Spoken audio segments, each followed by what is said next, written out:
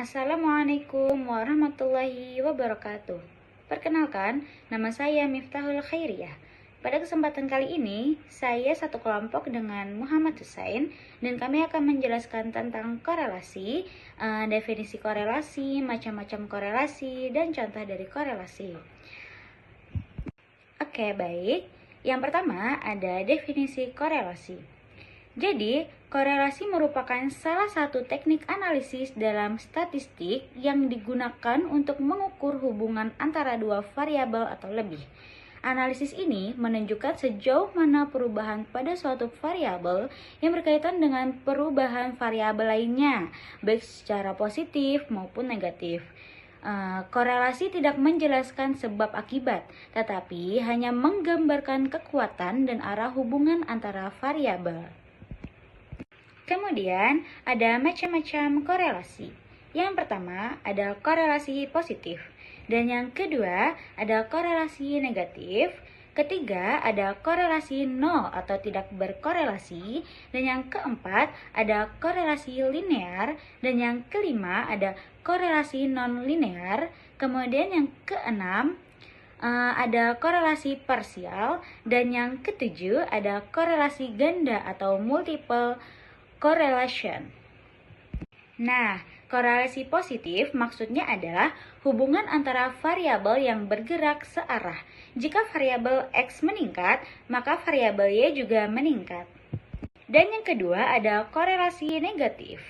Maksudnya, hubungan antara variabel yang berlawanan arah. Jika variabel X meningkat, maka variabel Y akan menurun. Yang ketiga ada korelasi nol atau tidak berkorelasi. Maksudnya adalah tidak ada hubungan yang berarti antara dua variabel, perubahan pada X tidak memengaruhi Y. Dan yang keempat ada korelasi linear. Maksudnya adalah hubungan antara variabel yang membentuk garis lurus dan dapat dijelaskan dengan persamaan linear. Kelima ada korelasi non-linear.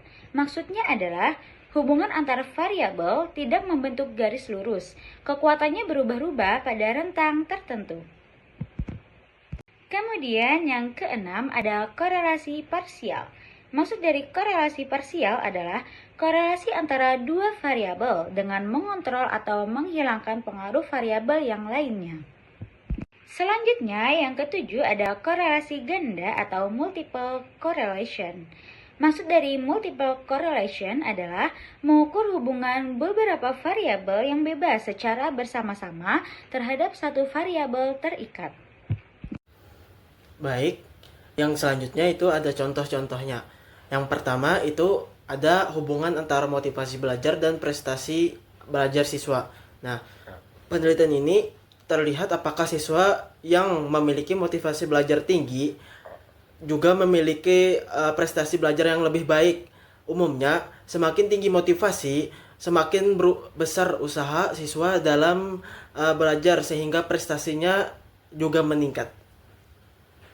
Baik, yang kedua, korelasi antara pengguna media pembelajaran digital dengan kemampuan membaca atau maharah qiraah siswa. Nah, fokus penelitian ini adalah penggunaan media digital seperti video, aplikasi, atau platform pembelajaran dapat meningkatkan kemampuan membaca teks siswa. Semakin sering media digunakan, kemampuan qiraah diduga semakin lebih baik.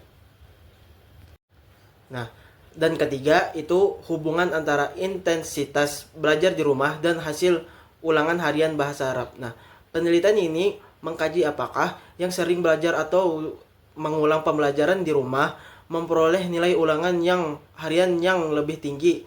Semakin tinggi intensitas belajar di rumah, hasil ulangannya cenderung lebih baik.